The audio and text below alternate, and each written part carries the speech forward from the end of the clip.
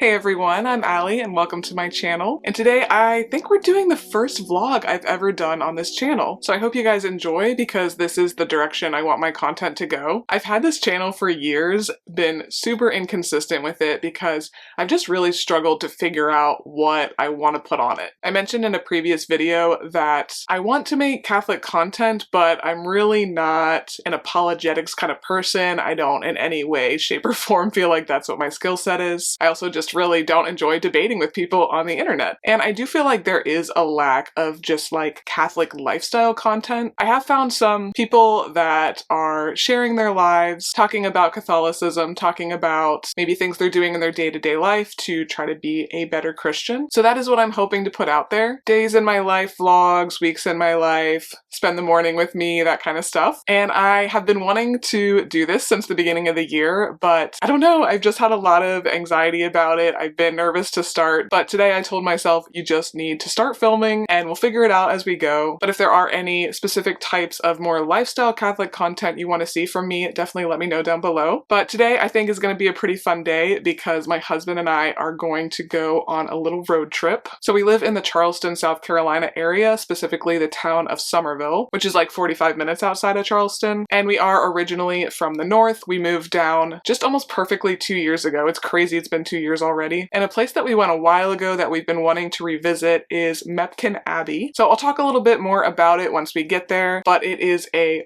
beautiful, beautiful place. And as I'm filming this, it is April 9th, so I think it's going to be gorgeous this time of year. And then today also is 34 weeks pregnant for me. So I guess a very brief background, I am 33 years old. I've been married to my husband for just about 8 years. We are going to celebrate our anniversary later this month. And I struggled with infertility for over 7 years. So this is our little miracle baby. And I don't know, this 34 weeks feels like a really big milestone. We're a month and a half or maybe even less out. And it seems like this is the week, according to the internet, where you should start doing a lot of the stuff, like a lot of the stretching, drinking the raspberry tea, maybe start eating the dates. So to celebrate that, we are not only going to Mepkin, but we're going to have a little dinner afterwards at one of our favorite Italian restaurants in town. And then we'll just see what we get up to after that. It's going to be a pretty chill day. My husband and I both work for ourselves. So what we like to do a lot of times is take a weekday and kind of make that our Saturday. And then Saturday, we usually end up doing quite a bit of work. But it's only about 10 a.m. right now. And sadly, one of the main problems I've been having in this third trimester is a complete lack of sleep. So I'm getting up all through the night, but then I also tend to wake up really early. So today I got up at 5:30 and I already got a video edited, another video filmed, some chores around the house done. I got some reading done as well, which I'll talk a little bit more about later. So yeah, even though this is kind of like a day off for me, I still got a good amount of stuff done. But enough blabbing for now. Let's go ahead and head to Mepkin Abbey. It's like a little over an hour drive, so that's about all my bladder can take at this point.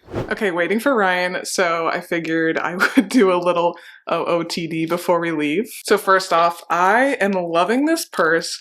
I thrifted it last year. It's a vintage Liz Claiborne. I feel like it's just the perfect little bag, and I do like to wear a lot of solids, so I do think it's a fun pop of different colors and pattern. It's also a really good size, so I love that. And then this dress I actually got from Nuuly, which is a rental service. You can get 6 items per month for $100, which is kind of a lot, but they do have some really nice quality pieces. I don't do it all the time, but I did get Nuuly the last few months. I feel like it is good when you're in like your third trimester, because I think most of us just don't want to spend a lot of money on a maternity wardrobe. And I have to return mine tomorrow, and I did not get a chance to wear this dress yet. It's 100% linen, so very wrinkly, even though I already steamed it this morning. It wrinkles in 2 seconds, but I thought it'd be cute to wear to Mepkin in our lunch today. So yeah, I would recommend Nuuly if you are in your third trimester or like going on vacation or something like that. And then for shoes, I'm wearing my Dirty Vejas, which I love. Perfect for walking around. One of my favorite shoe brands. I'm always looking for them on Poshmark. I'm a big thrifty gal. That's actually one of my other YouTube channels. I do have 2 other YouTube channels. One is focused on thrifting and one is focused on reading. So those are not like Catholic centered, but I keep it wholesome there. So if you like either of those topics, I'll have those channels linked down below. But okay, now for real, we're gonna head to Mepkin.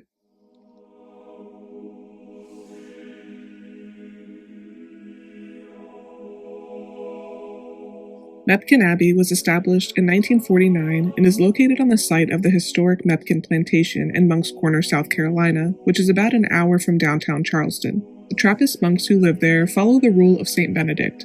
devoting their lives to prayer, spiritual study, work, and hospitality. The grounds are absolutely gorgeous, and you can walk around in designated areas on your own. That's what we did on this day. But they also offer guided tours on specific days and times, and you can even attend several-day silent retreats, which is absolutely something that I'd like to do soon before long. So I would suggest you add Mepkin Abbey to your Catholic bucket list, and it's a must-visit if you're vacationing in the Charleston area.